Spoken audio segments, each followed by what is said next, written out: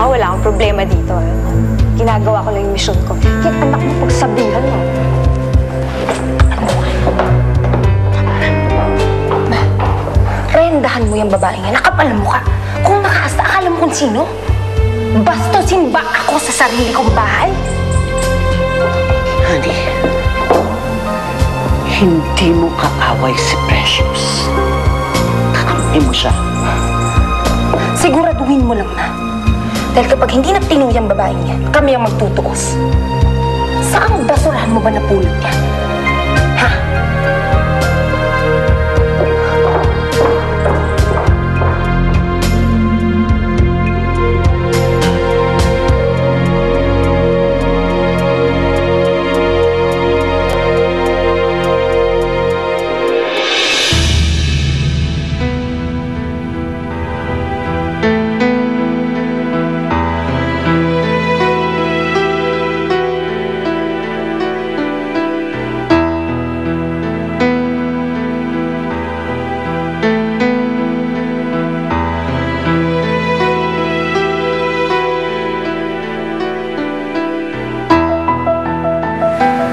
Si Migs.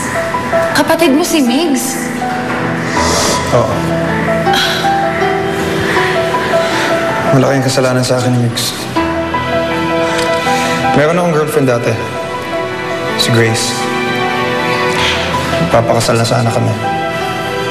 In fact, buntis na siya. Tapos, dahil kay Migs, nawala sa akin si Grace. Nawala? Paano nawala?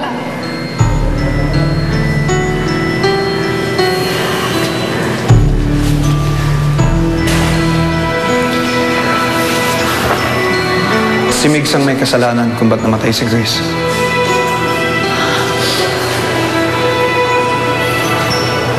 Inagaw siya ni Migs sa akin. Tataka sana silang dalawa. Tapos nagkaroon ng aksidente.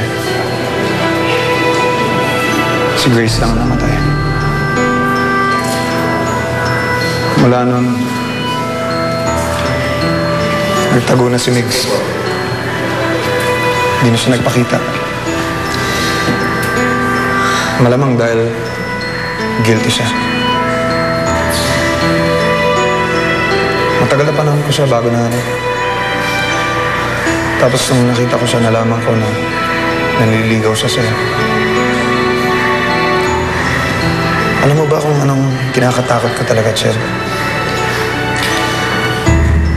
Natatakot ako na baka mangyari din sa'yo yung nangyari kay Grace.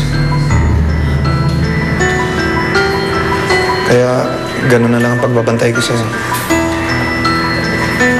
Alam mo naman yung nangyari kay Tutis, hindi ba? Wala akong kasalanan, Chel. Kailangan ko lang lumayo. Dahil hindi ako mapatawad ni Kuya sa kasalanang hindi ko man lang ginawa. Ngayon, Chel, nagsasabi ako sa'yo ng totoo.